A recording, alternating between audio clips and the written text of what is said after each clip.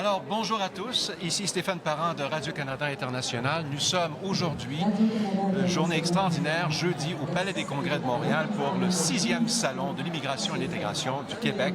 Alors, on est invité ici, on est invité depuis hier de belle manière. Nous avons déjà réalisé 3 émissions spéciales. Vous savez que nous diffusons en 5 langues différentes aujourd'hui. Vous aurez droit sur Facebook, live, à la version française de Radio-Canada International et puis, dans une couple d'heures, à la version anglaise. Alors, bien sûr, il y a beaucoup de monde ici autour de la table, des visages que vous reconnaissez, des visages qui penchent un peu la tête. Il y a Léo Gimeno, qui est notre webmestre principal à Radio-Canada International, qui est avec nous. Il y a aussi une équipe technique qui se cache derrière leurs appareils pour regarder sur Facebook à quoi ça ressemble cette émission spéciale de Radio-Canada International. Je ne vous les présente pas, mais je vous présente d'abord notre invité d'honneur.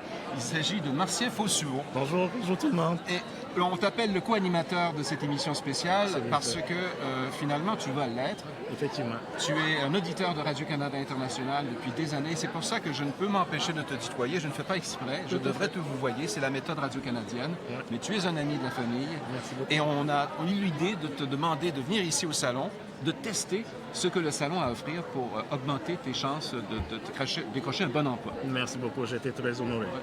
On va parler de ton expérience personnelle et de ton parcours aujourd'hui, notamment avec Christophe Berthet, le vice-président du Salon de l'immigration et de l'intégration du Québec, qui est avec nous.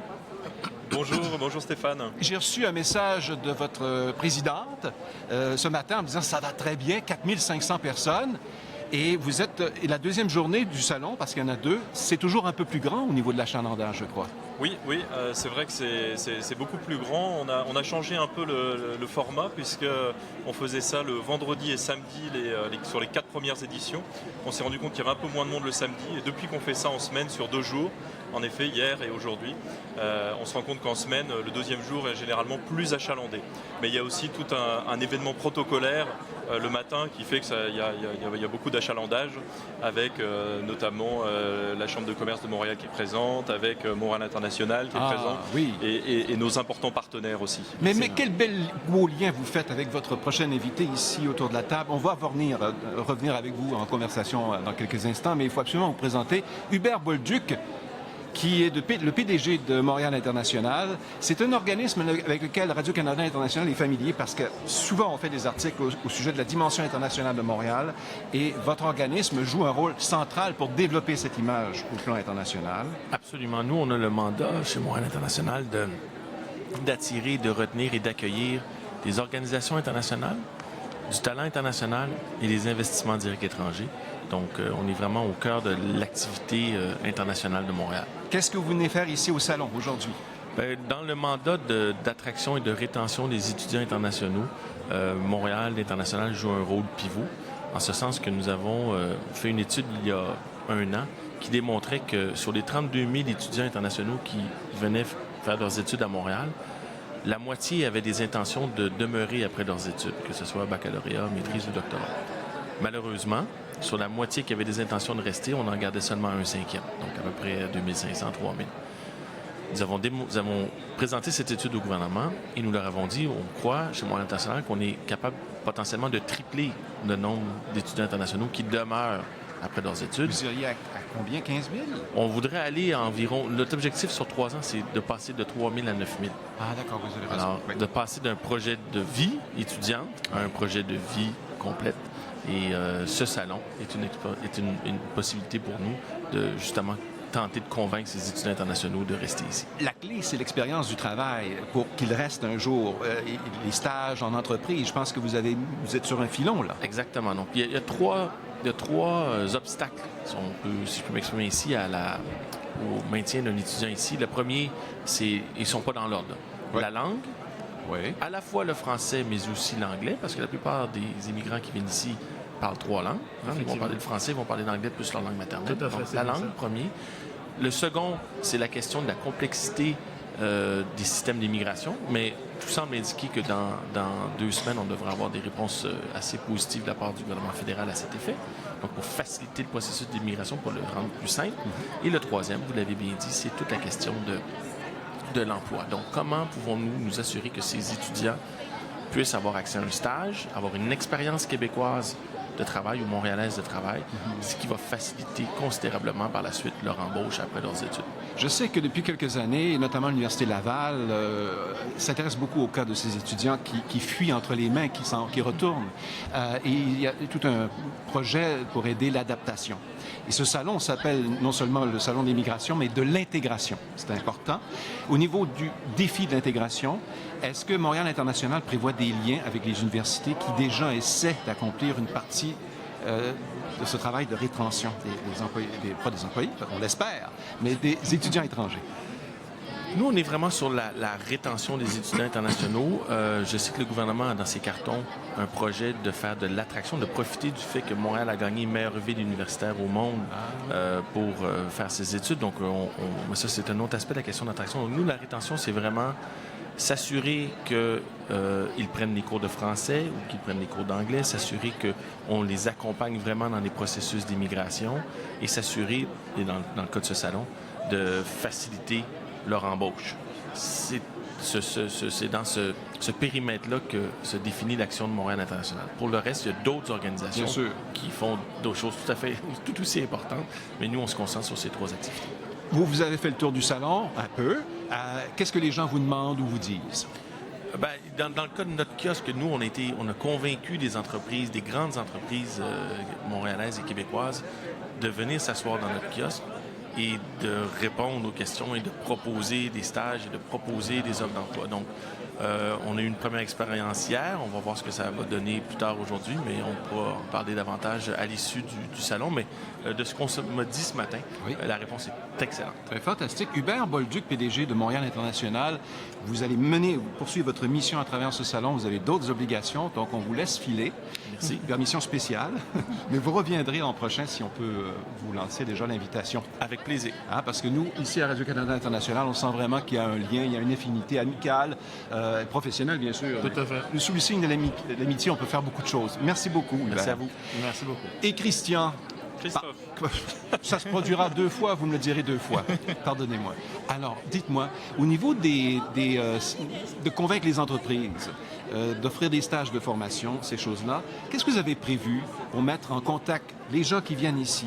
Ces 10 000 personnes qui étaient là l'an dernier, je pense qu'il y en avait 10 000, qui cherchaient des solutions pour trouver de l'emploi. Qu'est-ce que vous leur offrez précisément au niveau des kiosques? Vous avez des stands spéciaux, je pense. Alors oui, on a des stands spéciaux en effet qui font notamment ce qu'on appelle le recrutement express, donc des entreprises qui délèguent des personnes des ressources humaines pour rencontrer très rapidement, vraiment dans le cadre de 2-3 minutes, d'avoir un premier entretien. Je pense d'ailleurs que Martien en a eu pour avoir discuté un peu avec lui, il pourra nous raconter son expérience. Mais voilà, l'idée c'est vraiment de pouvoir parler à quelqu'un, de pouvoir se présenter et puis de pouvoir briser peut-être un petit peu la glace parce qu'aujourd'hui on se rend compte, on envoie un CV par internet, on n'a pas forcément de retour, puis ça permet aussi d'avoir peut-être un retour direct d'un employeur potentiel qui peut dire bon ben voilà, je comprends bien, mais regardez, vous devriez vous présenter comme ça, faire comme ça. Donc voilà, ça permet au moins de rencontrer des professionnels, d'avoir juste première expérience. Okay. Christophe, on fait une petite pause ici, mais pas musicale. Une petite pause pour annoncer ici sur les haut-parleurs qu'il y a des gens qui veulent participer à cette émission spéciale de Radio-Canada International. On le sait, vous nous avez parlé durant l'émission. Il y a maintenant 2 places de libre. Alors, si vous appartenez à un groupe d'exposants ici, je pense à Parc Canada, je pense à une association ici qui s'appelle Al Arabiya Québec. Je sais que vous êtes intéressé à venir participer à l'émission. Il y a 2 places disponibles. Les premiers arrivés seront les premiers servis. C'est comme ça que ça fonctionne. Je suis extrêmement content d'avoir est-ce qu'on peut dire, on va parler d'un 3e co-animateur? Je ne sais pas si c'est vraiment... Je n'irai pas jusque-là, Stéphane. Je vous le présente, c'est un vieil ami, Luc Simard Rad, qui, on ne le dira pas il y a combien d'années parce que ça va vous vieillir inutilement, mais il y a un certain nombre d'années, on a commencé notre carrière, en tout cas moi c'était le cas, en Alberta, à une émission, vous m'avez rappelé l'autre jour, je ne me souviens plus du nom de l'émission. Moi je m'en souvenais. Ouais? Première page. Ben oui. Et on avait l'art, c'était vous qui aviez l'art de poser des questions difficiles. Vous cuisiniez vos invités. Moi, j'étais l'animateur, donc j'étais le gars gentil. Vous étiez le bad cop. Je me souviens un peu de ça. Et c'est fantastique de vous retrouver. Aujourd'hui, vous représentez Radio-Canada Et si l'on donne votre titre officiel, on va comprendre ici en bonne partie quelle est votre mission. Vous êtes le directeur de la diversité et des relations citoyennes de Radio-Canada. C'est un poste qui est relativement nouveau. Bien, ça fait quelques années que ça existe et ce n'est pas un poste à temps plein, malheureusement, à Radio-Canada. Je dis malheureusement parce qu'il y aurait suffisamment de travail à faire pour en faire un poste à temps plein. Donc, c'est un poste à mi-temps. J'ai eu un autre mi-temps. Je suis originaire du secteur de l'information. Je suis journaliste essentiellement et j'ai été responsable de toutes sortes d'émissions d'information. Mais il faut dire que l'enjeu de la diversité puis les enjeux d'information se retrouvent, n'est-ce pas, sont communs. La preuve en est votre émission, ce que vous faites ici au Salon. On voit bien qu'il est important à la fois non seulement d'informer le public sur ces enjeux d'immigration en particulier, mais également pour Radio-Canada, et ça c'est ma partie donc comme directeur de la diversité, d'aller à la rencontre des citoyens, d'aller à la rencontre des gens qu'on voit ici, qui sont parfois des immigrants récents, mais parfois aussi des immigrants pas assez récents que ça, et qui dans les deux cas de toute manière sont notre public. Alors, c'est notre public que nous venons rencontrer ici. Donc, depuis hier, il y a des différents responsables de Radio-Canada. Il y a des artisans qui viennent ici simplement pour parler de Radio-Canada et discuter avec les gens qui se présentent à notre stand. Là, je vous parle seulement 2 minutes, mais vous restez, parce qu'il y a quelqu'un qui aimerait vous parler. C'est notre invité mystère. Je ne sais pas si vous voyez à côté de vous, c'est marqué invité mystère. Donc, on révélera le secret dans quelques minutes, je l'espère. Et il tient absolument à vous parler de votre mission et comment il pourrait vous aider. Et puis, Martien aussi a un mot ou deux à vous donner, mon co-animateur. Martien, on s'en vient dans quelques instants, mais d'abord, un autre personnage très important qui est pressé et qui devra nous quitter relativement rapidement. Et il est avec nous pour cette émission spéciale. On le remercie infiniment. Alors, il s'agit de Harut Chitilian, qui est vice-président du comité exécutif de la Ville de Montréal. Bonjour. Bonjour. Alors, bonjour. Vous êtes le premier politicien à cette table et vous n'avez pas la langue de bois. Vous venez ici présenter 2 choses, mais notamment la plus importante, je pense, l'une des plus importantes, ce serait, quand il y a seulement 2 choses, il y en a toujours une qui est plus importante, il y a le BINAM, donc le Bureau d'intégration des nouveaux immigrants à Montréal, qui a réalisé une enquête et vous avez annoncé les résultats hier après-midi, vers 14h30. Qu'est-ce que vous avez à nous annoncer ou à nous présenter au niveau de ce qui se passe pour les nouveaux arrivants ici à Montréal qui cherchent du travail? Absolument. Donc, avant tout, c'est une approche qui est personnalisée parce que le sondage devait servir à actualiser l'offre de services de la Ville de Montréal et surtout de cibler les groupes qui ont vraiment besoin de notre accompagnement parce que les données sont probantes et démontrent que ceux qui ont le statut de résident permanent font leur devoir. Ils se préparent et ils viennent ici préparés pour affronter l'intégration. Alors que vous avez 68 000 personnes qui sont des résidents temporaires, mais qui ont un intérêt à rester ici. Soit ils sont des étudiants étrangers, soit c'est des visiteurs qui veulent rester ici, soit c'est des travailleurs qui sont ici sur des contrats d'emploi. Et la Ville a intérêt à collaborer et à accompagner ces gens-là pour également faire le choix de rester ici parce que c'est des gens qui sont extrêmement scolarisés et qui amènent un plus-value à la communauté montréalaise. Alors, toujours cette question de la rétention. Et là, vous auriez quelque chose de nouveau à leur proposer. Puis ça va dans le courant de l'ère du temps parce qu'au niveau maintenant de la numérisation de nos outils, bien sûr, nos nouveaux arrivants, Martien, tu pourras en témoigner. Oui, bien sûr. Et l'informatique, c'est comme ça qu'on rejoint, qu'on se reconnecte ou on se connecte à la société. Qu'est-ce que vous avez à proposer maintenant? D'accord. Donc, l'autre information qui est intéressante dans le sondage, c'est que dans le groupe des résidents temporaires, le groupe d'âge qui est le plus intéressé à faire le choix du Québec et de Montréal, c'est les 18-25 ans. Et pour rejoindre ce groupe-là, il faut nécessairement et obligatoirement passer par le numérique. Donc, l'outil qui a été lancé hier, qui s'appelle Nouveau Départ, c'est un outil personnalisé qui permettra aux résidents temporaires ou aux résidents permanents d'aller chercher de l'information personnalisée sur leurs besoins, mais également d'établir des liens privilégiés avec les personnes potentielles qui pourront leur aider dans leur intégration et dans la rétention. Donnez-moi un cas. D'accord. Donc, vous arrivez ici, vous êtes un résident temporaire. Vous voulez connaître avant tout si vos diplômes sont reconnus. C'est un geste qui est l'étape première. Donc, quelles sont les modalités? Quels sont les ordres professionnels à communiquer? Est-ce qu'il y a des gens qui peuvent vous accompagner dans cette démarche? Deuxième question qu'on se pose également, c'est s'il y a d'autres personnes qu'on veut amener, quelles sont les étapes pour faire la réunification des familles? mais également les ressources de quartier, parce que vous vous installez dans un quartier, c'est un quartier qui est vivant, qui a déjà des services de proximité en termes de logement, en termes également de loisirs, de culture et tout ça. Ouais. Donc, toute cette information-là personnalisée, dorénavant, doit être disponible sur une plateforme dédiée aux nouveaux arrivants. Et c'est comme si vous aviez un numéro de membre et puis un mot de passe et vous aurez toujours accès à ces informations. Elles vont rester quelque part en ligne pour vous si vous en avez besoin? Donc, la plateforme, initialement, c'est une plateforme qui ne nécessite pas de l'authentification. Donc, vous allez là, vous mettez vos profils et on vous donne l'information. Mais à terme, cette plateforme-là est appelée à évoluer pour devenir beaucoup plus performante. Et surtout, hier, il y avait beaucoup de personnes qui circulaient ici pour justement collecter les impressions et faire déjà des améliorations. Voilà. Et un primeur, hier seulement, dans les quelques heures qui sont circulées ici, on a eu 130 likes. Et là, les likes, c'est très important de nos jours. Donc, la plateforme a eu 130 likes virtuels des gens qui sont des Léo, participants. on a combien de likes là? Deux? Beaucoup. Alors, c'est très, très bien. Écoutez, je suis extrêmement ravi de voir que vous allez avoir cet outil qui va vous permettre de mieux connaître le client. Parce qu'après tout, vous allez non seulement vous l'aidez, mais vous allez vous aider vous-même. On va tous s'aider. C'est quelque chose. Il faudrait...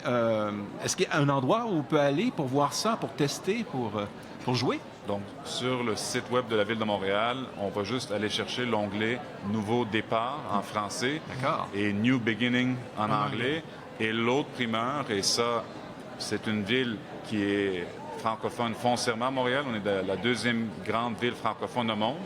Mais en même temps, pour cette plateforme-là, on a fait pour la première fois une exception. Donc, il y a, oui, le support en anglais, mais il y a également un outil numérique qui est supporté par Google qui permet la traduction dans plusieurs langues. Donc, c'est également un primeur. Donc, la Ville de Montréal actualise ses outils numériques pour également permettre la visualisation de ces données en plusieurs langues, au-delà du français et anglais. Ça mérite un article de la part de Radio-Canada International. C'est pas moi qui prends les décisions, mais comme c'est moi qui écris les articles, j'en fais un demain matin là-dessus. Alors, merci beaucoup Merci à vous. à Ruth Chétilian, qui est vice-président du comité exécutif de la Ville de Montréal. Je vous laisse filer, vous avez un univers à conquérir. Merci. Voilà. Merci beaucoup. Et je voulais revenir vers Christophe Berthet. Christophe, on va tester dans quelques instants votre salon parce qu'on a mis tout à l'épreuve, un peu comme Ford et GM, on a été sur la route. Mais d'abord, je voudrais me tourner vers notre invité mystère. Vous ne saviez pas que vous étiez l'invité mystère, mais Florent Pradon est avec nous de l'agence Newton. Bonjour Stéphane. Bonjour. Écoutez, donc je vous remercie d'être venu. Merci pour l'invitation. Je ne vous dis pas au revoir, mais je voulais juste signaler votre arrivée enfin à Merci. l'émission, qui était prévue donc parce que vous avez donné une conférence un peu Exactement. plus tôt. Brièvement, il s'agissait de quoi? On expliquait en fait aux nouveaux arrivants comprendre un petit peu ce qui se passe du côté des recruteurs pour améliorer leur candidature Ah bon? et avoir plus de succès. Souvent, les candidats se posent des questions sur pourquoi on me demande de faire ça, pourquoi on me demande de faire mon CV de telle façon, pourquoi je dois être sur LinkedIn. Donc là, ils ont l'opportunité de parler avec des recruteurs et de comprendre ce qu'on fait dans les coulisses pour être en mesure d'optimiser leur candidature. Le nom de votre entreprise, c'est Newton. Je vous promets, on revient et on passe quelques minutes ensemble parce que ce que vous avez annoncé, moi, je trouve que c'est vraiment au devant de tout. Alors, pour le moment, je me tourne vers mon co-animateur. Il parle beaucoup, hein, mais... Il faut bien parler. Écoute, Martien, Oui. vas-y. Explique, s'il vous plaît, Christophe, à quel point tu as aimé ou pas aimé les différents... parce que tu as passé les tests un peu comme une course à obstacles aujourd'hui. Bien évidemment. Quelqu'un qui vient ici au salon, il peut aider à trouver de l'aide pour remplir son CV. On peut l'aider à prendre une bonne photographie qualité professionnelle pour LinkedIn. C'est ça. Et puis, c'est pas tout. Alors, parle-nous de ce qui t'est arrivé depuis ce matin, depuis que tu as été accueilli ici par un copain que tu connaissais pas, mais c'est Christian. Je le nomme. Un des bénévoles. Oui, un des bénévoles. Il a été très chaleureux. Il a été un très bon accompagnateur. Il m'a bien guidé, il m'a bien orienté. Et puis, je lui tire un coup de chapeau.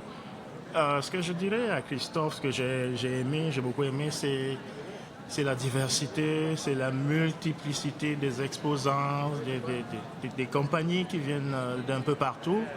Non seulement des compagnies de Montréal, de Québec, mais aussi de l'extérieur, des multinationales, je dirais. J'ai été marqué par des compagnies d'assurance, des compagnies de transport, de santé, et qui m'ont proposé, qui proposent également à tout le monde de nombreux services. J'ai été marqué par l'espace civique.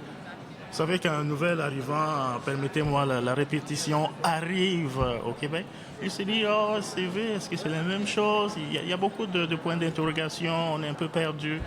Mais quand je suis arrivé devant la madame, entre guillemets, qui m'a façonné, qui m'a fasciné avec les éléments nécessaires dans la façon de concevoir l'espace, les curriculum vitae ici, ça a été quelque chose de particulier. En une page ou en 2 pages, on peut résumer un CV de 3 pages. Ça, c'est des éléments que les nouveaux arrivants n'ont toujours pas. Donc, je préciserai que ça a été un point très, très, très important. Comment faire le CV à la façon québécoise? Est-ce que tu as eu l'occasion de faire ta photo LinkedIn sur le photo? Oui, j'en viens. Je parle beaucoup, comme Stéphane a dit. Je n'étais que sur le CV. J'ai eu l'occasion de faire ma photo. Je pense que je vais encore une fois étoffer mon profil sur LinkedIn pour optimiser ma chance de décrocher un bel emploi dans mon secteur de formation. Ouais. Puis, il y a des compagnies qui sont ici présentes. Vous avez combien d'exposants? On a 178 exposants aujourd'hui. Puis parmi eux, il y a des compagnies qui cherchent des gens. Oui. Et activement? On a à peu près 45 recruteurs qui sont sur le salon. 45. Et combien tu en as rencontré? J'en ai rencontré 7 bonnes compagnies. Je vais les nommer peut-être quelques-unes. J'ai rencontré Allstate Assurance, qui est le numéro 2 de l'assurance aux États-Unis. C'est un grand groupe. Et j'invite les chercheurs d'emploi à y aller. Ils vont être fascinés par les services, par de nombreux services qu'ils offrent.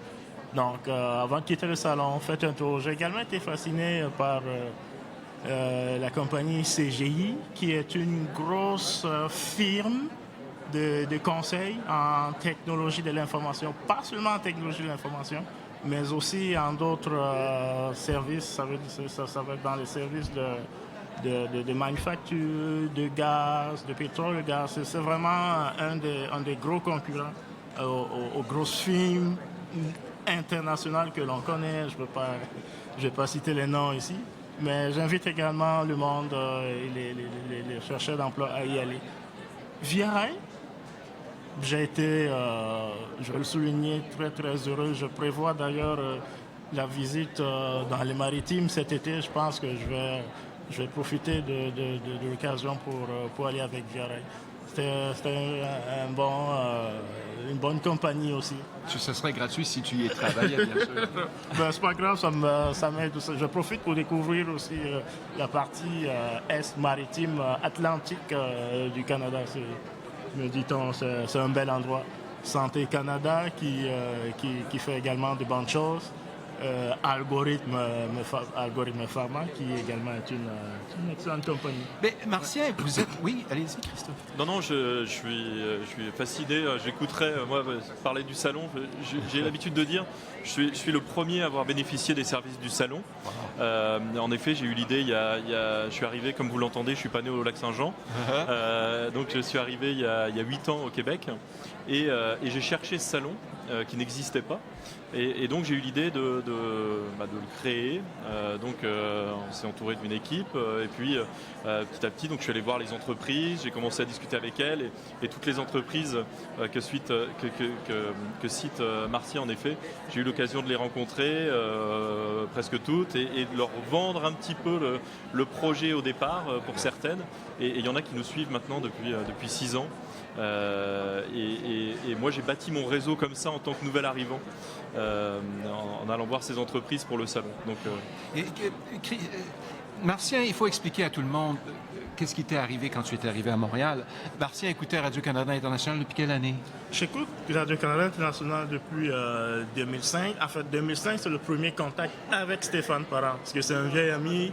On se connaît depuis environ 12 ans. Plein de questions sur le Canada, il fallait répondre. Alors, c'est notre travail. Des questions sur le pont de la Confédération, sur le monstre Ogopogo, sur les eaux sacrées au Québec et au Canada en général. Donc, Beaucoup de questions sur le pays. Il faudrait aller voir sur le site de Radio-Canada International pour retrouver certaines de tes collaborations. Tout à fait. On faisait ça en entrevue. tout à fait. Quand tu es arrivé à Montréal, c'était il y a 3 ans? Ouais, je suis arrivé à Montréal en 2014. Mon objectif premier, c'était pas de demeurer à Montréal. C'était d'aller dans les régions, c'était d'aller à Abitibi-Témiscamingue. C'était ça ma cible, c'était ça je pars de mon pays, je vais là directement, en Rouyn-Noranda. Parce que avec une formation en chimie, je me disais, je vais aller travailler dans les mines, je voulais rien savoir. Bon, malheureusement, quand j'arrive, le secteur du plan Nord n'était plus aussi à la une. Il y avait un peu la baisse des prix des matières premières, des métaux, fer, cuivre et autres sur le marché mondial. Ce qui fait que ça s'est calmé. Donc, j'ai dû changer d'orientation. Je me suis dit, bon, je vais découvrir Montréal, je vais découvrir Québec. Ben, j'ai envie de dire, j'ai rien perdu, j'ai plutôt gagné. Parce que Montréal est une ville où il y a beaucoup de compagnies, notamment dans le secteur de la chimie, un secteur qui m'est très cher parce que j'ai un baccalauréat en chimie. Dans le secteur de la pharmacie, c'est la même famille. Dans le secteur des nouvelles technologies. Dans le secteur de la construction, je pense qu'on est bien lotis à Montréal. Quand tu es arrivé ici, j'aurais aimé te proposer un emploi en télécommunication à Radio-Canada. Parce que c'est un vieil ami, on essaie de placer ses vieux amis, mais je ne savais pas, tu écris très bien, très bon français, tout ça, mais je ne savais pas si c'était possible de trouver quelque chose facilement. J'ai pas songé vraiment à aller tellement loin. Je me suis senti un peu mea culpa.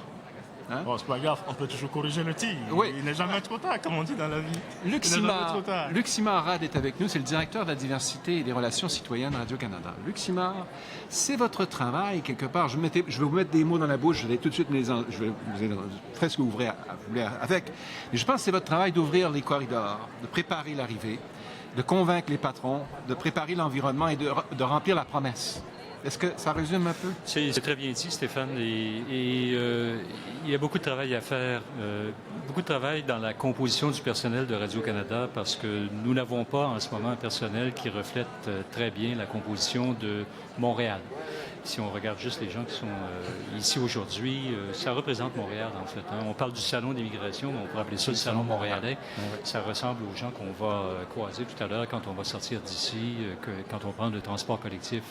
C'est le Montréal qu'on voit. Mais ce n'est pas le Montréal qu'on voit dans les corridors de Radio-Canada, vous le savez comme moi. Donc, il y a un travail à faire pour diversifier la composition du personnel, d'une part, et d'autre part, pour diversifier notre programmation, parce que nous produisons une masse d'émissions de contenu, d'informations. Vous le faites à RCI, mais évidemment, on a des émissions de télévision qui continuent, la radio, multiples chaînes, et la programmation qu'on offre ne reflète pas très bien non plus la composition de Montréal, mais du Québec et du Canada d'aujourd'hui, parce que, bon, moi, je suis originaire du Saguenay-Lac-Saint-Jean. Je ne sais pas si j'ai l'accent, mais... Et quand je retourne à Chicoutimi, donc qui s'appelle Saguenay maintenant, d'où je viens, je vois quand même qu'il y a eu des changements sur le plan démographique. Donc, c'est l'ensemble du Canada et du Québec et de ces régions qui changent, même si, bien sûr, la plupart des immigrants s'établissent ici à Montréal. Mais le temps fait son effet et il y a maintenant des immigrants un peu partout. Donc, c'est important à la fois de diversifier la composition de notre personnel. C'est un objectif important, mais qui va peut-être pas aussi vite que j'aimerais parce que c'est une institution qui a beaucoup d'âge, Radio-Canada, 80 ans, et parce qu'on a tout cet âge-là, puis que la plupart des gens aussi qui finissent par travailler à Radio-Canada restent longtemps parce qu'ils aiment ça, c'est un travail intéressant, c'est un milieu intéressant. Donc là, il y a du travail à faire. Ce qu'on peut faire plus vite, cependant, c'est diversifier la programmation et mettre en avant aussi, dans des visages qu'on voit ou qu'on entend, des gens qui représentent la société montréalaise. Parce que la particularité de notre organisation, c'est que pour une personne qui parle à l'antenne comme vous, Stéphane, bien, il y en a 99 autres, comme moi, qu'on n'entend pas d'habitude, c'est un peu exceptionnel, mais qui sont derrière la scène et qui ne paraissent pas ni à l'écran, ni à la radio. Donc, il faut montrer ce 1 % là pour qu'il représente un peu mieux la société québécoises et canadiennes. Et ça va attirer les 99 % d'autres qu'on a besoin pour travailler dans tous les autres métiers, que ce soit en technique, que ce soit en production, que ce soit en finance, que ce soit en vente, etc. Florian Pradon, nous y venons. Alors, moi j'ai trouvé d'abord le site web, c'est toujours bon, c'est toujours sympa quand c'est bien fait. Vous êtes des professionnels. Merci. C'est l'agence Newton. Oui. Quel beau nom, ça fait appel un peu à la science. Pas un peu, mais pas mal. Newton. Hein? Pas mal. Exactement, c'est ça la référence. Ouais. Et puis, vous êtes finalement plus savant que les patrons. Il y a quelque chose chez vous. Je ne sais pas si je suis plus savant que les patrons, mais je me suis donné comme objectif, après 10 ans, parce que ça fait 10 ans maintenant que je suis ici à Montréal, vous l'entendez, mon accent effectivement n'est pas très Lac-Saint-Jean, non, effectivement. En arrivant ici, donc il y a 10 ans, je me suis dit comment je vais pouvoir redonner à la communauté. Et c'est passé par plein d'étapes, c'est passé par des conférences, des ateliers. Merci Christophe de m'avoir invité et pour la 2e année consécutive encore donné un atelier à des gens et les aider un peu à se trouver de l'emploi. Je dirais qu'en étant passé par ces étapes-là, en étant aussi de l'autre côté de la barrière, en ayant recruté en entreprise, j'ai vu les deux côtés de la barrière en fait. Et ça m'a donné l'idée de dire, ok, on a une problématique. On a d'un côté des candidats qui cherchent un emploi, qui ont quelque chose à proposer, et de l'autre côté, on a des entreprises qui désespérément cherchent les bonnes personnes. Je pense que le taux de chômage des gens en immigration est double. Donc il n'y a pas une non-volonté d'intégrer, il y a une incompréhension dans les façons de faire, dans les cultures, les codes et cultures, dans les méthodologies, dans les approches, qui font que ça crée des tensions entre les deux et ça ne permet pas de créer le lien. Alors Newton, l'objectif, c'est ça en fait, tu le relevais Martien, Isaac Newton, c'est l'attraction. C'est de dire comment je vais faire pour m'assurer que les gens, quand ils arrivent sur le marché du travail et qui cherchent un emploi, vont mieux comprendre ce que fait l'organisation. C'est valable pour des nouveaux arrivants comme c'est valable pour des gens, des locaux. Et le problème des organisations, c'est qu'elles doivent sortir d'un système qui était de dire j'envoie des offres d'emploi dans l'espace en espérant avoir et en priant d'avoir le bon candidat. Je tourne ça différemment. Je raconte plutôt qui je suis, qui est Radio-Canada par exemple, quelles sont nos valeurs, qu'est-ce qui nous réunit ensemble et qu'est-ce qu'on essaye d'accomplir. Qu'est-ce que tu en penses? Est-ce que ça t'intéresserait de te joindre à nous? C'est un peu de raconter, c'est changer la tournure et la façon dont on aborde les choses, rentrer dans une conversation et pas juste dans une transaction. Oui, vous voyez comment je me suis mis, là, je préparais l'affaire depuis longtemps, je voulais que vous vous rencontriez. Je voulais une union, quelque chose qui se passe ici à l'émission. J'espère que vous approfondirez un peu l'affaire. C'est mon métier à moi de mettre en contact de cette façon les gens. Hein, c'est bien quand même, merci. Oui, c'est sympa. Et je vous en remercie, Stéphane. Pas d'obligation, mais quand même, poursuivez sur l'élan. Je n'ai pas terminé. Une fois qu'on a offert, on a trouvé le candidat, qu'on s'est ouvert, qu'on a bien fait comprendre qui on était véritablement, donc très curieux par rapport à ce que quelqu'un avait à nous offrir, il faut remplir la promesse. Exactement. Et là, je pense que beaucoup de gens ne comprennent pas. Oui, c'est un très bon point, Stéphane. L'enjeu, c'est qu'on promet des choses en termes d'accomplissement ou de réalisation dans l'organisation et on ne le tient pas. Puis c'est important de ne pas se contenter de faire du cosmétique, des belles vidéos, des belles photos d'organisation, etc. Il faut aller plus loin que ça. Comment aujourd'hui on va changer notre comportement? Un recruteur ne peut pas avoir la même attitude avec un nouvel arrivant ou avec quelqu'un qui connaît le marché local, par exemple. Il faut qu'il ait une façon d'avoir un discours et une approche des candidatures qui soient différentes. Exactement. Qu'est-ce que tu dis, Martien? Une belle façon de l'accompagner. Exactement. Je le dis souvent aux recruteurs, puis je le fais dans mon travail, d'essayer de conscientiser un petit peu leur rôle. On l'a vu il n'y a pas longtemps, l'article de Mostafa, l'ingénieur. Oui. J'ai trouvé ça fascinant parce que Exact. il dit tout, cet article-là. Il dit qu'ils sont là, les talents. Ils sont parmi nous, mais il faut que vous trouviez une façon d'aller les approcher, mais différemment. Vous parlez de Moustapha, il faut expliquer. Il y a eu quelqu'un qui était très gentil cette semaine, je pense que c'est un attaché politique, des gens importants qui se manifestent, et qui m'ont dit, Stéphane, il y a cette histoire de Moustapha paru dans le quotidien La Presse de Montréal. Et j'ai été voir la vidéo originale, la presse l'a remis dans son article, sous une autre version Facebook. J'ai l'original. On l'a consulté seulement 5 fois, mais la version La Presse a été consultée dans plus de 120 000 fois. Ça fait 2 jours que je n'ai pas regardé.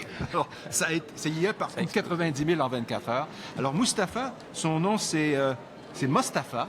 Anaka, je pense. Mostafa Anaka. Anaka, ben oui. Tu connais? Je ne le connais pas personnellement, j'ai lu son histoire. Tu as lu son histoire. C'est parce que j'y ai refilé, j'y ai envoyé ça. Mais si vous voulez bien, nous, on ne l'entendra pas. Mais puisque vous connaissez tous l'histoire, c'est pas grave. Mais les gens sur Facebook Live vont l'entendre. C'est Mostafa, techniquement. Mostafa. C'est fait. Ça part, ça dure. Je ne connais pas personnellement, j'ai vu son histoire. Il raconte son histoire, il raconte. Parce que j'y ai refilé, j'y ai envoyé. Mais si vous voulez bien, nous, on l'entendra pas. Mais puisque vous connaissez tous l'histoire, c'est pas grave. Mais les gens sur Facebook Live vont l'entendre. Ça fait 4 ans. C'est Mostafa, techniquement. C'est fait. Ça part, ça dure. Je ne connais pas personnellement, j'ai vu son histoire. Parce que j'y ai refilé, j'y ai envoyé.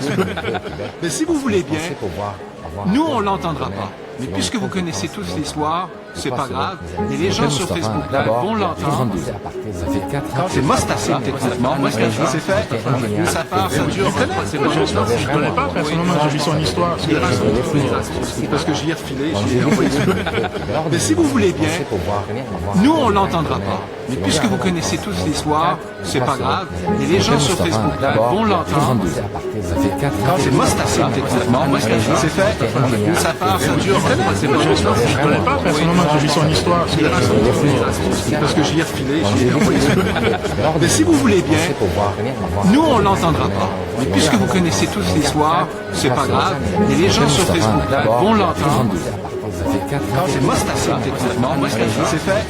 Ça part, ça dure. Je ne connais pas personnellement, j'ai vu son histoire. Parce que j'y ai refilé, j'y ai envoyé. Mais si vous voulez bien, nous, on l'entendra pas. Mais puisque vous connaissez tous l'histoire, c'est pas grave. Mais les gens sur Facebook Live vont l'entendre. C'est Mostafa, techniquement. C'est fait. Ça part, ça dure. Je ne connais pas personnellement, j'ai vu son histoire. Parce que j'y ai refilé, j'y ai envoyé. Mais si vous voulez bien, nous, on l'entendra pas. Mais puisque vous connaissez tous l'histoire, c'est pas grave. Mais les gens sur Facebook Live vont l'entendre. C'est Mostafa, techniquement. C'est fait. Ça part, ça dure. Je ne connais pas personnellement, j'ai vu son histoire. Parce que j'y ai refilé, j'y ai envoyé. Mais si vous voulez bien, nous, on l'entendra pas. Mais puisque vous connaissez tous l'histoire, c'est pas grave. Mais les gens sur Facebook Live vont l'entendre. C'est Mostafa, techniquement. C'est fait. Ça part, ça dure. Je ne connais pas personnellement, j'ai vu son histoire. Parce que j'y ai refilé, j'y ai envoyé. Mais si vous voulez bien, nous, on l'entendra pas. Mais puisque vous connaissez toute l'histoire... Entreprise de génie conseil, je crois, ou en construction. Et il lui propose un emploi, il lui donne sa chance et son premier emploi après 4 ans de travail acharné pour trouver le bon emploi. Je voulais juste signaler quelque chose. Je vais parler aux techniciens, on le fait rarement, vous savez, dans les directs. J'entends rien. J'entends absolument rien. Les gens entendent, c'est le plus important. Donc je vais enlever mes écouteurs. Voilà, c'est fait. Voilà mes écouteurs qui ont flanché. Alors, vous disiez, parce que moi, si j'entendais pas, peut-être qu'il y en a d'autres qui n'ont pas entendu. Je disais que ça s'est bien terminé, effectivement. Il a trouvé un emploi dans son domaine après 4 années de recherche assez ardues. Une des leçons à retenir, c'est que donc, les talents sont bien là. Il faut juste prendre le temps d'adapter son approche en fonction du besoin qu'on a. Là, on travaille avec une population de nouveaux arrivants. Il est nécessaire de les adresser différemment et de porter attention à ces candidatures-là de manière différenciée. Mais c'est pas tout le monde qui peut faire des vidéos, ou en tout cas les faire regarder. Non, mais c'est important pour les candidats de comprendre qu'il y a des nouveaux outils qui vont les aider à se mettre de l'avant. Ouais. C'est important qu'ils apprennent à les maîtriser. LinkedIn, c'est la première étape. Tout à fait. Il faut comprendre comment ça fonctionne pour optimiser, se donner un maximum de choses. Je le dis souvent, LinkedIn, c'est une publicité pour vous, 24 heures sur 24, 7 jours sur 7, et c'est gratuit. Servez-vous-en. C'est vrai. C'est très important. C'est vrai. Il y a une de vos copines qui vient de se glisser à la table. Oui, Micheline. C'est permis, vous savez. Donc, avant de vous présenter, je lance un appel général. Il reste un siège, il en restera 2 probablement dans quelques instants. Ceux qui sont des exposants ici, qui ont un message à livrer à tous les gens autour de la planète concernant ce salon, ou même aux gens de Montréal, pourquoi pas, vous pouvez venir vous asseoir sans présentation, tant que vous ne vendez pas du Pepsi ou du Coca-Cola. Moi, j'ai pas de problème avec ça. Ça fait partie du règlement. Alors, je vais me tourner parce qu'il y a mon rédacteur en chef, Suleiman Melali, ça fait partie du personnel qui se cache, mais qui est toujours là pour nous aider, qui m'a dit, il y a cette personne à qui il faut que tu parles, et il a raison. Il y a un salon spécial qui s'organise pour les réfugiés qui sont arrivés avec nous, mon Dieu, depuis décembre de l'an dernier. Et j'ai ici quelqu'un, je vais te donner la chance de la présenter, cette personne, parce que moi, je ne vois plus de proche. Elle s'appelle donc Mme Fatna Chatter. Oui. Ouais. Qui est conseillère en emploi. Oui. Bonjour à tous. Bonjour. Merci Stéphane de m'avoir donné cette chance. Je suis conseillère en emploi au CSAI, Centre social d'aide aux immigrants, qui existe depuis 70 ans à Montréal, qui travaille avec les réfugiés parrainés par l'État. Donc nous sommes en train, avec la Croix-Rouge, de conclure un beau projet depuis l'accueil des personnes réfugiées de la Syrie. Un salon de l'emploi spécial syrien. Donc c'est une première. Je suis fière d'être impliquée avec force dans ce beau projet. Est-ce que vous êtes syrienne? Non, je suis d'origine marocaine. C'est ma deuxième émigration au Québec. Ma première, elle était en France, où je suis restée plus de 15 années. Donc ça, c'est ma deuxième émigration. Et je suis fière d'être ici. Très contente et très contente de pouvoir aussi partager, comme vous disiez tout à l'heure, notre expérience en tant qu'immigrant. Et c'était pas facile, même en tant que travailleur qualifié, c'était très difficile. On était sélectionnés par rapport à nos diplômes, nos expériences. Et une fois ici, c'est tout sauf c'est tout sauf ça? Oui, je le dis haut et fort. Aujourd'hui, pour les réfugiés syriens, malheureusement pour moi, des fois, je déteste le fait que je suis conseillère en emploi, puisque j'ai des médecins, j'ai des pharmaciens, j'ai des personnes hautement qualifiées avec plusieurs années d'expérience où je trouve du mal à les placer quelque part. Aujourd'hui, ils travaillent chez Adonis majoritairement. Donc, sachez que vous êtes servis par des belles personnes, des docteurs, des médecins. Donc, ne vous inquiétez pas si vous avez un malaise. Vous serez vraiment entouré par du personnel de la santé. Et je lance un appel, si c'est permis, Stéphane, de dire comment aujourd'hui on trouve du mal à trouver un docteur généraliste, un dentiste, alors qu'on a plusieurs parmi nous avec plusieurs années d'expérience. Aujourd'hui, je ne promets pas à ces personnes, ils sont bien conscientes qu'ils vont trouver dans leur domaine d'expertise. On a des ingénieurs dans tout domaine de la génie. Je veux juste, d'habitude, on fait un salon de l'emploi, il y a les exposants et c'est les candidats qui arrivent. Aujourd'hui, c'est les candidats syriens qui veulent se faire connaître. Ce n'est pas une discrimination par rapport à d'autres réfugiés, parce que j'ai aussi ceux qui viennent du Congo, de Djibouti, du Mozambique et j'en passe. Mais aujourd'hui, on a une petite subvention par rapport à cette catégorie. Ça n'empêche pas que j'ai intégré d'autres personnes, c'est l'occasion. Vous avez toujours travaillé comme ça, de toute façon. De toute façon, je ne peux pas changer ma façon de faire. On ne va pas faire... mais c'est vraiment des personnes qu'on a rencontrées. Donc j'ai fait 3 conférences avec ces personnes-là et j'étais surprise positivement de leur engagement.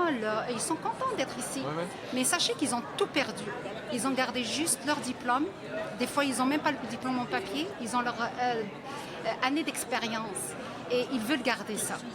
Vraiment. Et aujourd'hui, je leur offre du travail général parce que quand je suis appelée par un employeur, je ne suis jamais contente parce que je sais derrière qu'il y a du travail général, du manutention, si c'est l'usine. Et c'est dans les magasins, c'est faire des rayons. On a fait un site spécial pour les immigrants d'origine arabe à Radio-Canada International. Je pense que c'est en avril l'an dernier. On parlait justement de la situation des Syriens, non pas des nouveaux arrivants nouveaux, mais ceux qui sont là depuis 1980. Et ceux qui ont réussi à s'établir bien chez nous, ils occupent des très... comparé à d'autres catégories d'immigrants, ils occupent des emplois en gestion, par exemple, en pourcentage plus élevé que dans d'autres. Ils sont des gens très éduqués et on n'en profite pas. Je ne veux pas vous demander s'il n'y a pas des annonceurs de radio parmi le groupe. Si jamais il y en avait, ils pourraient peut-être... Moi, j'ai des immigrants qui ont travaillé dans le journalisme. Oh! Ah oui. Ah bon? Je peux vous servir. Il n'y a aucun problème. J'en ai rencontré une ce matin. Ouais! Ah ben alors, il faut me l'envoyer. Il faut me l'envoyer, celle-là. Certains d'entre vous ont ma carte et je vais la laisser. Absolument. Moi, Stéphane, je vais devoir y aller. vous laisser là-dessus. Je reviens plus tard cet après-midi au salon comme simple participant pour animer un peu le stand de Radio-Canada. Donc, j'y serai à partir de 15 heures. C'est fantastique. Luc Simard-Rad, mesdames et messieurs, on l'applaudit parce que c'est un vieux collègue de Stéphane. Il y a quelques années de cela, dans un beau passé, un bon coin du pays, hein, l'Alberta, c'est fantastique. L'été, quand il fait, le soleil brille. Hein? Mais l'hiver, c'est une autre histoire. J'ai pas terminé. Un appel général, si vous êtes un exposant, vous avez quelque chose à annoncer, il reste une place, il y en aura 2 bientôt. Vous n'avez pas besoin de passer à travers un fier à bras passer directement ici. Je voulais, écoutez, vous allez nous présenter votre collègue, votre ami. Oui, avec plaisir. J'ai rencontré Micheline, ça fait combien de temps maintenant? Au moins 4 ans. Au moins 4 ans sur des événements. On a eu un coup de cœur professionnel et humain. Oui. Micheline fait la promotion du livre d'affaires et de l'importance du livre d'affaires. C'est important pour les gens en recrutement et ressources humaines de lire pour se tenir un peu plus informé aussi des tendances. Comprendre un peu mieux, d'ailleurs il y a un livre dont elle va parler que j'ai lu moi-même, qui est très important, le Code Québec. Pour les immigrants comme pour les gens de ressources humaines, je le recommanderais. Est-ce qu'il est possible d'utiliser cette petite caméra qui ne sert à rien et de rapprocher le livre de la petite caméra? Alors, je vais me présenter. Alors, moi, mon nom est Micheline Bourque et j'ai créé ce projet d'affaires qui s'appelle le Club de lecture à faire. Je suis exposante ici au salon. Vous venez du Lac-Saint-Jean? Oui, c'est ça. Je suis plus du côté de l'Est des Maritimes de Nouveau-Brunswick.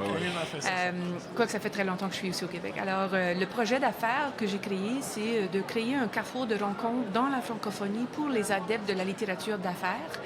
Et ici, je vais présenter une conférence cet après-midi, simplement pour animer la lecture qui porte pour titre « Les 5 livres que tout nouvel arrivant doit lire s'il veut travailler et faire des affaires au Québec ».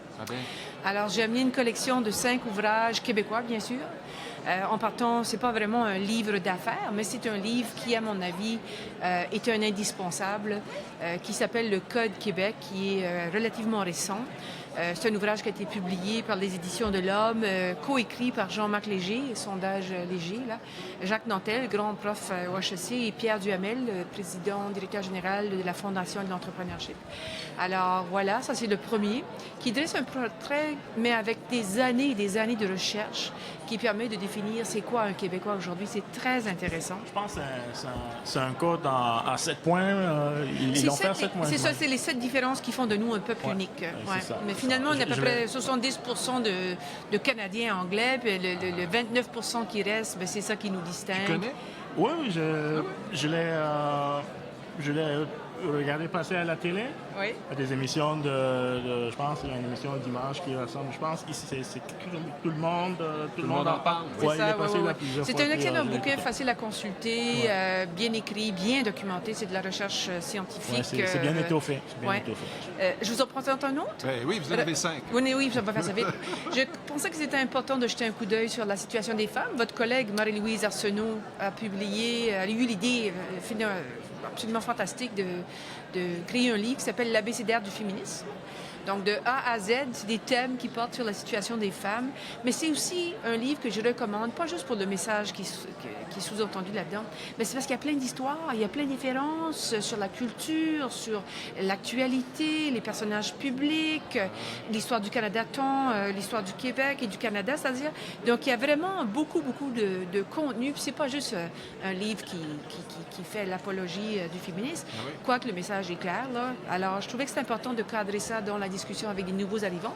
Un livre pratico-pratique sur les codes, comment bien se comporter, l'étiquette, faire une bonne impression, écrit par par qui ça? Julie Blais-Comont, projeter confiance et crédibilité, spécialiste de l'étiquette, des codes d'affaires, très intéressant. On aime beaucoup la recevoir. Ah, vous la connaissez, Oui, parce qu'il faut faire des entrevues avec elle pour savoir comment manger à table. Exactement. De A à Z. Très pratico-pratique. Moi, je mange plus depuis ce temps-là. Un livre qui vient tout juste de sortir qui s'appelle Le 6e talent. De tous les livres que j'ai lus cette année, puis j'en lis beaucoup, celui-ci a eu un effet sur moi. Donc, l'idée de se retourner vers soi pour découvrir ses talents. Et avec cette connaissance-là, aller de l'avant justement pour les mettre en valeur. Donc, c'est un livre qui est très bien écrit, qui fait un beau clin d'œil à Newton. Ils utilisent beaucoup d'anecdotes. Ils donnent une théorie et là, ils reviennent sur la vulgarisation en utilisant les analogies de Newton. Et un dernier qui vient d'un prof universitaire, M. Louis-Jacques Filion, Entreprendre et savoir s'entourer, ça vient tout juste de sortir, qui fait l'histoire, qui nous présente le parcours de grands entrepreneurs québécois et moins grands. Donc, Jean Coutu, Lise Wattier, et des entreprises moins connues. Donc, si on veut travailler et faire des affaires au Québec, c'est important de connaître les grands entrepreneurs, ceux qui ont fait de grandes choses et ceux qui ont créé des entreprises en région ou dans des domaines. Un peu comme des modèles. C'est ça, des modèles. Des références. Alors, je trouve que c'est important de s'approprier ce langage-là. Et il y a un message particulier par rapport à un rôle de s'entourer. Il y a un message particulier dans ce livre que je trouve intéressant. Donc, c'est les histoires des bâtisseurs du Québec. Moi, je bâtis avec Martien Fosseau à mon tour très bien aujourd'hui. Martien, Est-ce que tu peux m'aider pour les... J'ai ici Oui, une jeune femme, et je ne la connais pas, elle est très jolie, mais ce n'est pas l'essentiel du message qu'on on va doit livrer. accueillir de Banque Scotia Micheline Bourque. C'est moi ça, c'est moi. Pardon, excuse-moi Micheline. C'est ma faute. Oh, c'est pas grave, ça fait partie Du plaisir. oui, c'est ça, du plaisir. Bon, lui, Florian, je pense que Oui, Florian, c'est... alors présentez-vous. Mon nom c'est Jihan, je travaille à la Banque Scotia depuis 6 dernières années. Aujourd'hui je suis exposante. Vous vous rapprochez du micro. Oui. Aujourd'hui je suis exposante à la Banque Scotia et on est là en fait pour offrir une gamme de produits pour les nouveaux arrivants, qu'ils soient étudiants, résidents permanents ou travailleurs étrangers. La petite caméra portable ici pour qu'on montre le stand qui est directement en arrière de notre invité. Exactement, fait que là on est là aujourd'hui pour leur expliquer les services financiers, comment ça fonctionne au Canada, etc. On a des offres vraiment très intéressantes pour eux. Ils viennent nous voir pour voir comment ça fonctionne, un compte bancaire, une carte de crédit, etc. Des fois c'est très différent de leur pays d'origine. C'est très très important de les guider, de les accompagner. On peut le faire sur place ou tout simplement se présenter en succursale pour compléter la procédure. Ça fait la 3e année consécutive qu'on est présent au salon. Oui.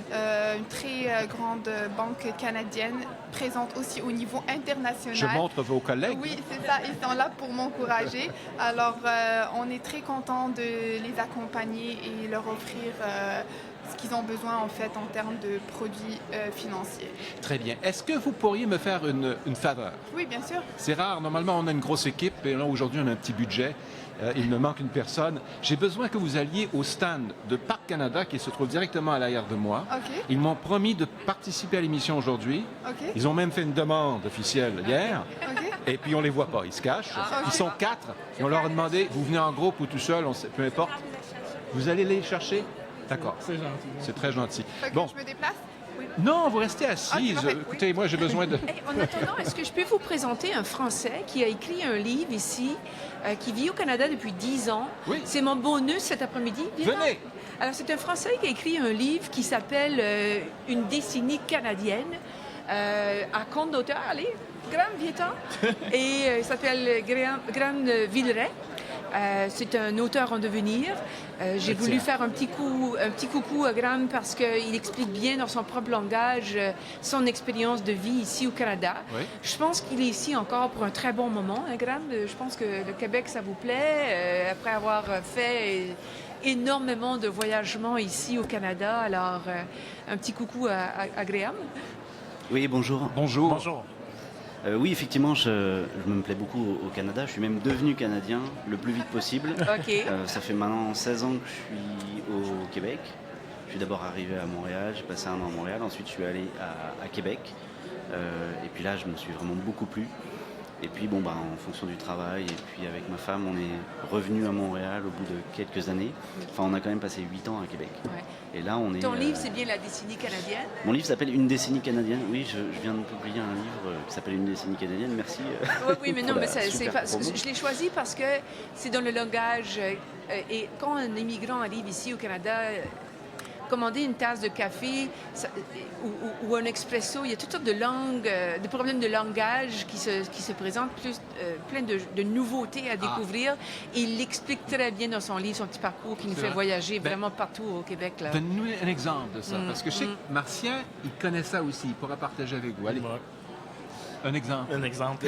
De particularité au niveau de la langue qui fait qu'on est haut. Oh, c'est au niveau des, par exemple, pas forcément de la langue, mais des marques qu'on découvre dans les magasins. Oui, j'avoue que je suis un peu pris au dépourvu.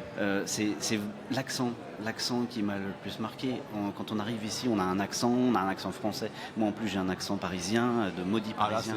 C'est terrible, c'est terrible. Mais pourtant, les gens m'ont bien accepté. Et puis, je suis devenu bilingue. Québécois-français. Et voilà. Donc, quand je suis arrivé, les plus grandes difficultés, c'était moins la langue et l'accent que la découverte d'un nouveau style de vie. En réalité, même si en France on vit de la même manière pratiquement qu'ici, en réalité ça reste une aventure. C'est vraiment une grande aventure, l'immigration. Et arriver ici dans un pays où moi j'ai considéré que tout allait bien ici, c'est vraiment un pays merveilleux où les gens vivent bien, où on n'a pas de réels problèmes. Il n'y a pas énormément de chômage, par exemple. L'économie roule, les gens sont très positifs, etc. Ça, c'est quelque chose qu'on découvre en arrivant ici et qui nous contamine. Quand je retourne en France, les gens me prennent presque pour un gars naïf, super ouvert et puis tout le temps content. Voilà. C'est vraiment incroyable. Là. J'essaye de leur dire là-bas, venez ici au Canada. J'en ai quelques-uns qui l'ont fait. Il le mentionne dans le Code Québec que les Québécois sont plus optimistes. Alors, tu vois, c'est bon que tu l'aies constaté. Une mention par rapport à ça, si je peux me permettre, pour rebondir sur ton point. C'est exactement un trait de caractère, comme par exemple quand j'ai dit que j'allais lancer une activité, Newton, les réactions de mes amis proches québécois, c'était formidable, mais qu'est-ce que tu vas faire, mais c'est quoi l'idée derrière ça, génial, mais t'as-tu pensé de faire ça? Quand j'ai parlé à mes amis à Paris, ils m'ont dit, mais t'es sûr? Mais tu prends des gros risques, mais pourquoi tu fais ça? T'étais bien payé, t'étais dans une bonne compagnie, pourquoi tu te lances là-dedans? Mais c'est pas mal, mais c'est vraiment un changement radical de perspective et de façon de voir les choses. Et on ne le saisit pas quand on reste dans un milieu et qu'on n'embauche pas. Puis c'est un piège pour les Français. C'est vrai. Parce qu'on pense que, comme on parle français, on a exactement le même... La langue et le comportement, on l'associe beaucoup. Oui. Alors que pas du tout, en fait. Ici, on est en Amérique du Nord, donc oui, on parle français, mais il y a une culture qui va avec ça. Micheline, je ne veux pas vous laisser poser une troisième question ou une sixième, là, parce qu'il va falloir vous payer un cachet, c'est le règlement. Non, vous restez là, vous faites ce que vous voulez. Si vous avez d'autres personnes que vous voulez inviter... Non, mais je vous remercie de m'avoir donné l'occasion de les présenter. J'invite les gens, s'ils veulent lire des livres d'affaires, de découvrir le club de lecture affaires à un site web. Oui. Et on produit également le Sommet du livre, qui est une initiative, un peu comme un salon du livre international dans la francophonie, ça a lieu à l'automne, donc Sommet du livre à faire. Vous l'avez dit trop vite. Sommet du livre à faire. Le site web. clubdelectureaffaires.com. OK, c'est long à gentil, lire. Merci beaucoup. Hein.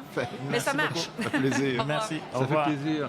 Puis, écoutez, qu'est-ce que fait cette jeunesse ici? Ils sont beaucoup plus jeunes que nous, Marcel. Ça, c'est certain. Le tiers de l'âge. Mais jeune est riche en culture, riche Ils ont pris du soleil. Effectivement. Où est-ce que vous travaillez pour prendre du soleil comme ça? Il fait que pleuvoir ici au Québec là, depuis quelque temps. Ce sont des jeunes qui appartiennent à Parc Canada. Oui, effectivement. Est-ce que vous appartenez ou vous travaillez pour Parc Canada? On travaille pour Parc Canada cet été exclusivement. C'est un emploi qui est étudiant, donc qui nous donne la chance de faire partie d'une équipe de diffusion urbaine. Donc, on fait la promotion des parcs nationaux et des lieux historiques nationaux canadiens. Donc, on essaie de promouvoir le patrimoine canadien au sein de... dans une ville comme Montréal, par exemple. On essaie d'inviter les gens à sortir un petit peu de Montréal, visiter la nature canadienne, parce qu'on a des beaux joyaux ici au Canada, puis on essaie de faire la promotion de ça. C'est une année pas comme les autres, là, 150 ans? Oui, c'est spécial. C'est spécial. C'est l'anniversaire du Canada. Il faut en profiter, on encourage les gens à découvrir des backyards, à découvrir le jardin qui est ici au Canada, à explorer et visiter pas juste les endroits, les lieux historiques, les parcs nationaux, les conservations marines. Parce que les gens ne connaissent pas les services qu'on en donne. Donc on est ici pour en profiter, pour leur dire, pour ouvrir les yeux qu'on a beaucoup de services, puis ça vaut la peine d'en profiter. Vous avez un petit accent du lac Saint-Jean, là, je le remarque. Moi, je suis spécialiste de ces choses-là. Oui. Mais est-ce que ça prenait des qualifications spéciales pour représenter Parc Canada cette semaine auprès de la population? C'est sûr qu'on a été... passé sous la loupe. Non, on a passé des entrevues, mais je pense que c'est vraiment un emploi qu'on vise les étudiants. Donc, c'est pour donner la chance aux étudiants de Montréal d'occuper un emploi cet été. Tout à fait.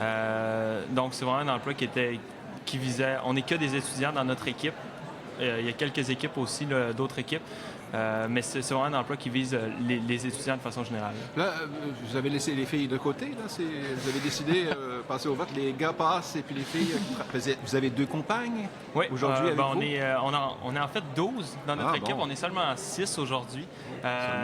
Mais je pense que c'est un peu une question. Je pense qu'ils étaient plus gênés de venir se présenter au micro. Là. Mais ils sont tous aussi qualifiés que nous. Là, oui, je ne doute pas, mais on ne pourra pas le vérifier, c'est sûr. Peut-être même plus. Okay. Parce que là, aujourd'hui, j'offre des emplois, toi aussi? Oui, évidemment.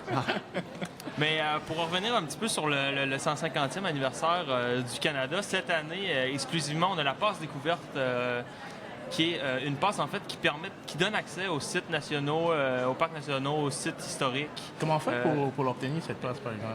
Est-ce qu'il y a des critères? Ben, en fait, il n'y a aucun critère. Tous les Canadiens sont les bienvenus à l'obtenir. En fait, c'est de s'inscrire sur le site du gouvernement du Canada.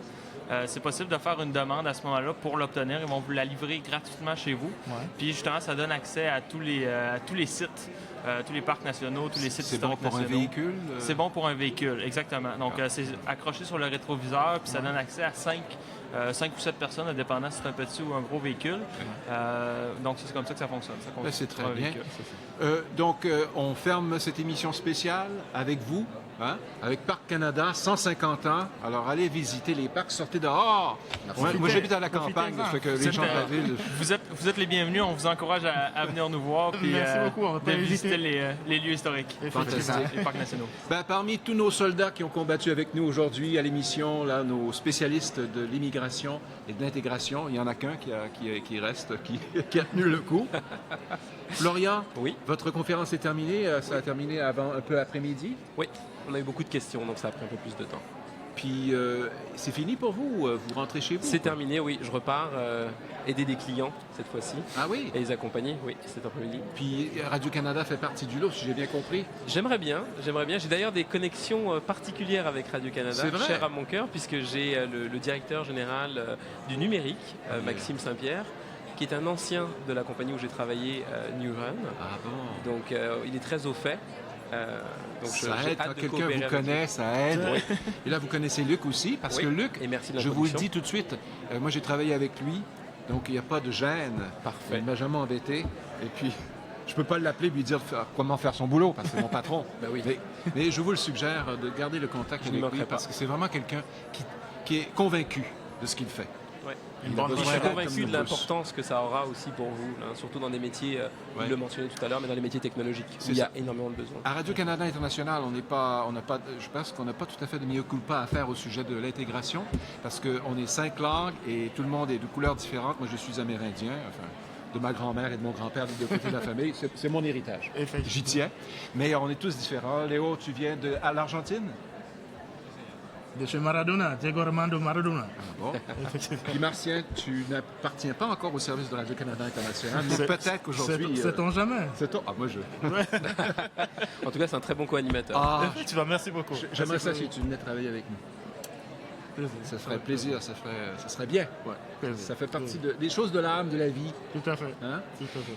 Alors, te souhaite bonne chance. Merci beaucoup, Stéphane. Je sais qu'il y a 2 employeurs qui s'intéressent un petit peu à toi, qui ont semblé être ouverts. Santé Canada et... Santé Canada et CGI. Et qui? CGI. CGI. Oui. Et s'ils devaient t'embaucher, on va mettre un message spécial. Bien entendu. On fera un article à Radio-Canada là-dessus. Oui. Tout à fait. Et oui.